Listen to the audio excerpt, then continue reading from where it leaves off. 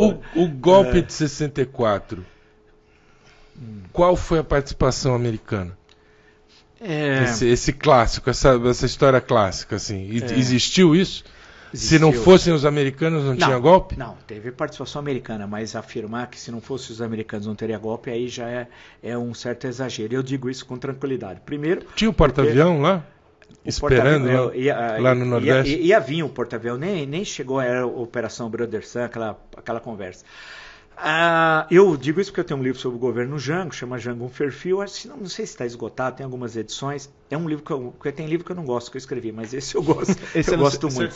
Eu gosto muito, realmente é muito bom. Então, não, os que estudam o período citam, porque você sabe se o livro tem importância acadêmica ou não pelas citações acadêmicas, em dissertações, em teses, pela literatura acadêmica. Ele é muito citado. Você pode ter até carinho, né, independente do... Não, mas ele foi bem, eu acho que foi um livro legal, tal, porque é um acerto de contas comigo mesmo, de certas coisas que eu vi, que eu assisti. E eu vi o Jango, porque eu morava em Rio Preto, quando ele visitou Rio Preto em 63, como daqui até lá, tal. Aí eu estudei bastante e sabia pelo livro Jango. Escrevi o Ditadura Brasileira, que começa, evidentemente, com o golpe de 64. E colaborei com o Hélio Gaspari, ele tem 5 volumes, mas nos 4, não no último. No que ele estava escrevendo, a partir de 2000, foi quando eu acabei de publicar Vida e Morte no Sertão, História das Secas no Nordeste do século XIX e XX, ele me pediu porque havia uma lenda que o livro não existia, porque ele estava escrevendo isso há muitos anos, que era tudo papo, que ele não tinha escrito, havia uma gozação. Aqueles... as ilusões armadas, começam assim, são 4, depois tem o 5º tal. Tem lá, começa com a ditadura envergonhada, a ditadura escancarada, etc. Né? Ele trabalhou com os arquivos, com muito material do Golbery, do Geis, e o Heitor Feira foi que entregou esse material para ele. E era um material riquíssimo, tal, né? Mas são bons livros, são né? Muito bons. Eu li o primeiro. São muito bons, são muito bons, indispensáveis. Então, e aí ele me pediu que fosse lendo os originais. Ele, na verdade, o que tinha lá no computador. Ele tinha lá também um arquivo eletrônico fantástico, que eu acho que ele tem até hoje. E tinha uma biblioteca que, salvo engano, se eu não tiver, ele doou para a Biblioteca Municipal Maria de Andrade, uma biblioteca excelente, num apartamento, num andar inteiro, tinha lá a biblioteca dele, que era muito boa. Eu conhecia parte dela e parte eu fui apresentado ali por autores, muitos que eu não conhecia, que tinha inclusive essa discussão sobre participação americana, etc, etc. Então, eu li esse material dele antes, tal, ele fala nas prefácios dos 4 livros, comenta isso, inclusive, me cita lá, tal. E até cita minha tese de doutorado, que é o Canudos, o Povo da Terra, lá em certo momento. E o México. O México, eu acho que ele... Mas aí até ele fala uma piada até de futebol lá, numa das apresentações, até ele brinca lá com um negócio lá que eu tinha falado para ele. Mas aí então eu mexi nesses arquivos, li os arquivos, não li todo, mas li parte. E também tinha um material interessante sobre a questão norte-americana. E na época, em 74, o Marcos Sá Corrêa fez uma série de reportagens para o JB, Jornal do Brasil, que foi uma outra coisa fantástica que nós tivemos aqui no Brasil. E aí depois virou livro sobre a questão de participação americana. E tem um livro também de uma pesquisadora, acho que era uma pesquisadora, se não me engano, acho que é Phyllis Parker, se não me engano, também que saiu na época pela Associação Brasileira e por aí vai. Tem o Lincoln Gordon, era o embaixador aqui. Tem a questão da preocupação norte-americana com o crescimento do que eles chamavam esquerda aqui. Havia uma ilusão, não tinha... Era uma ilusão, não existia esse comunismo, essa ameaça comunista. Você imagina o João Goulart, tal, comunista, piada, um latifundiário, tinha terras na Argentina, no Paraguai, no Brasil, piada, né?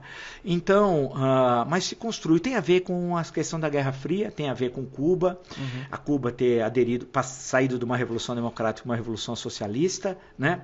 Claro. Depois a crise dos mísseis, especialmente a partir de 62. Os 13 dias. Foram terríveis, tudo aquilo.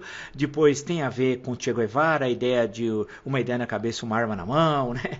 Parodiando a história do cinema, dos movimentos guerrilheiros, né? Tem a ver com uma parte da esquerda brasileira que começa a namorar com a questão da luta armada por influência de Cuba.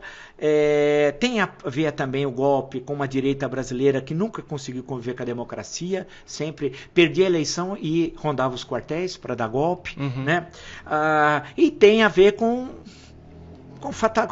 não é fatalismo histórico, com questões que poderiam ter ido por um outro caminho, né? O 64 poderia não ter tido o golpe, poderia ter levado o governo Jango até 65, teria eleições dia 3 de outubro de 65, e aí teria a melhor eleição da história do Brasil, que era, já tinha os dois candidatos, já estavam certos, 3 na verdade, mas 2 especialmente, JK, que era candidato de 65, e Carlos Lacerda, que era candidato de 65, né? Seria uma eleição fantástica, 2 grandes administradores, um ex-presidente do Brasil, outro governador da Guanabara, excelentes oradores, com formação, e seria a grande eleição do Brasil. O Brasil poderia virar, e voltando ao Brizola, uma época, ele cismou com a Austrália, nos anos 80, tudo era Austrália, e nós viraríamos uma Austrália na América do Sul, sabe?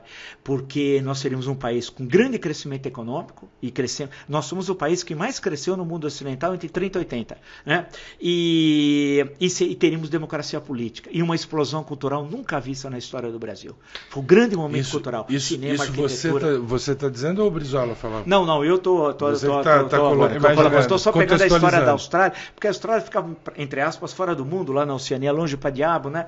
E apesar de ser um território enorme, mas nós tínhamos, portanto, tudo naquele momento, né? Poxa vida, tínhamos um cinema respeitado no mundo, uma arquitetura respeitada no mundo, literatura respeitada, todo mundo, um esporte, o Brasil campeão do mundo em 58, Éder Joffre campeão do mundo, Maria Esther Bueno campeão em Wimbledon, cara, tudo dava certo aqui, tudo dava certo no Brasil, era o país do futuro mesmo, porque o futuro estava ali, o pai sabia que o filho ia viver melhor que ele, porque ele vivia melhor que o seu pai.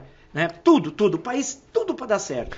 Aí veio o golpe, politicamente foi uma porrada, né? Mas culturalmente, e isso o meu livro mostra, o Ditadura Brasileira, você teve a cultura, apesar de todos os pesares da repressão, censura, continuou.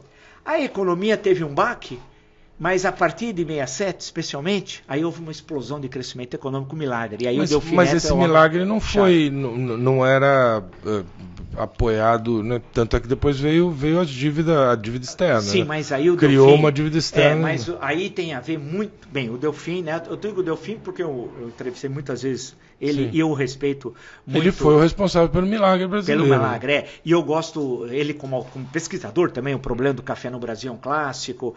E a leitura que eles e outros têm é a seguinte, quer dizer, que o endividamento vem especialmente no quinquênio Geisel, 74, 79, 1974, 79, porque vem os 2 choques do petróleo.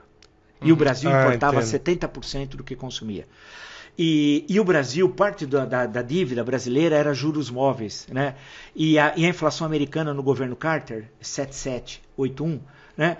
Disparou a inflação 2 dígitos, disparou a taxa de juros, foi uma loucura. E aquilo jogou a dívida para o Brasil lá no céu tal.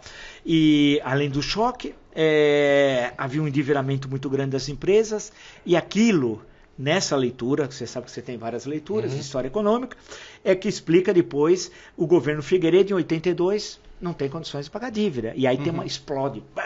O México foi o primeiro, que não tinha condições, suspende o pagamento da dívida, e aí o Brasil era o maior devedor, e aí vira o caos. Aí o Brasil começa a ficar dependendo do FMI. O FMI passa a vir toda hora aqui, e o Brasil assina aqueles acordos. Até uma vez conversando com o Delfim Neto, eu falei, mas aqueles acordos eram assinados e depois eram inviáveis. Ele falou, mas a gente sabia que era inviável, a gente tinha assinado por protocolo. Aí 4, 5 meses depois era um novo. E aí porque não tinha saída, tinha que assinar. A inflação foi 2 dígitos anual, 3 dígitos, depois 4 dígitos. Nossa. Nós tivemos inflação de mais de 1.400% ao ano. Nós chegamos a ter numa quinzena 84%. Você não viveu isso também, né? Mas então, assim, a gente ia no supermercado, lembra? Sim. Se de manhã era um preço, à tarde era outro. Sim.